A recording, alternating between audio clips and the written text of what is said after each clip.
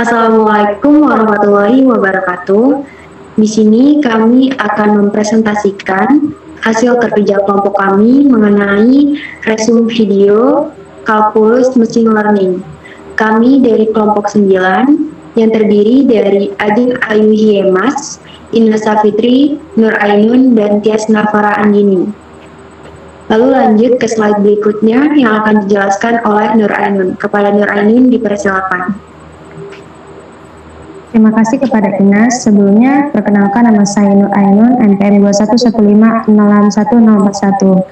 Pada slide ini, saya akan menjelaskan yaitu poin pembahasan. Pada poin pembahasan itu ada 4. Yang pertama, introduction calculus. Yang kedua, konsep turunan. Yang ketiga itu aplikasi turunan. Dan yang keempat itu search model. Selanjutnya,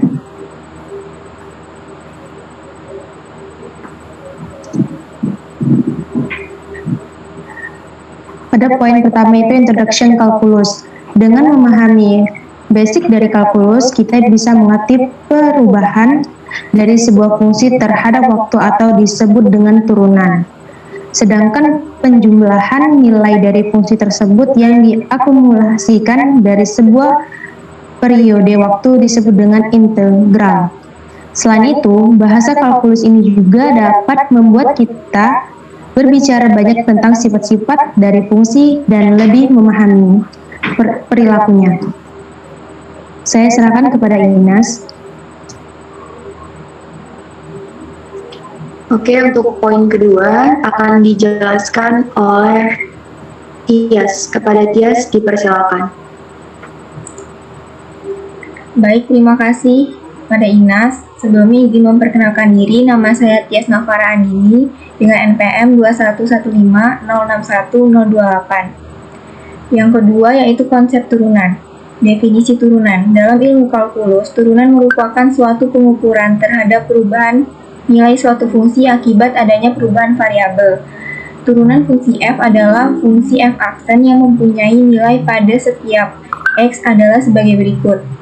Jadi berikut ini adalah rumus dari turunan, yaitu f aksen x sama dengan limit h mendekati 0, f dikali x ditambah h dikurang fx per h.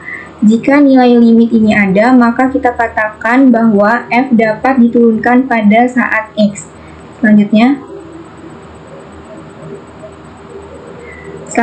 jika fungsi fx sama dengan x pangkat n, di mana n adalah bilangan bulat positif, maka turunannya yaitu f aksen x sama dengan n dikali x pangkat n-1, yaitu dx. Dx ini merupakan derivatif yang merupakan turunan. Jadi turunan dari x pangkat n yaitu n dikali x pangkat n-1.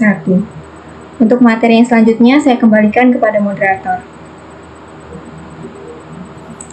Baik, terima kasih. Untuk materi kali ini akan dijelaskan oleh saya sendiri. Sebelumnya izin memperkenalkan diri, nama saya Inna Safitri dengan NPM 21150611121. Di sini saya akan menjelaskan poin ketiga, yaitu aplikasi turunan pada machine learning. Machine learning menggunakan konsep turunan untuk masalah optimalisasi. Algoritma optimalisasi seperti gradient descent menggunakan turunan untuk menentukan apakah bobot yang ada akan ditambah atau dikurangi dalam memaksimalkan atau meminimalkan suatu fungsi objektif. Di situ terlihat gambar untuk gradient descent algoritmanya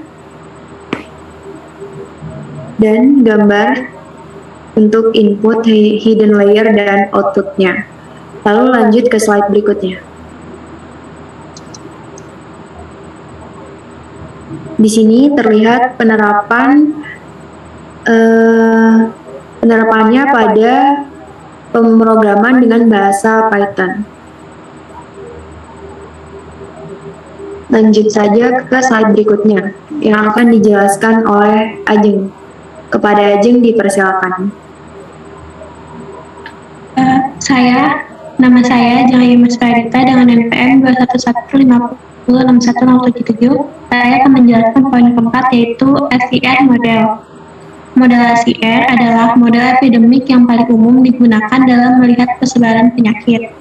Modelasi R yang diperkenalkan oleh Kermack and McKendrick pada tahun 1927 dan pertama kali digunakan untuk melihat dinamika penyebaran populasi akibat penyakit menular. Modelasi R merupakan deskripsi matematis sederhana dari penyebaran suatu penyakit dalam suatu populasi yang membagi populasi atau data N individu menjadi 3 kompartemen yang dapat bervariasi sebagai fungsi waktu T. Yang pertama ada susceptible atau S. Ini merupakan kelas populasi yang rentan terkena penyakit menular. Yang kedua ada infected atau I, merupakan kelas populasi yang telah terinfeksi oleh suatu penyakit menular. Yang ketiga ada recovered atau R, merupakan kelas populasi yang telah sehat atau sembuh setelah terinfeksi oleh penyakit. Asumsikan masing-masing kompartemen baik individu yang sehat maupun individu yang sakit mempunyai polusi yang konstan dan tidak ada kelahiran kematian yang terdiri pada populasi tersebut.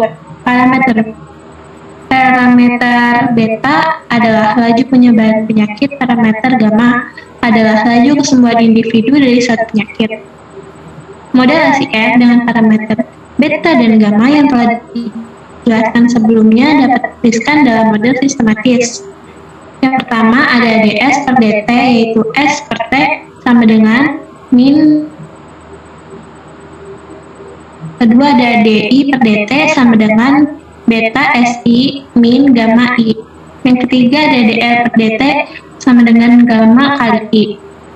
Di mana N buka kurung T sama dengan S buka kurung T plus I buka kurung T plus R buka kurung T dengan beta, gamma sama dengan lebih dari 0.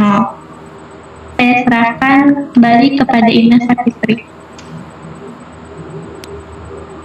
Baik, terima kasih.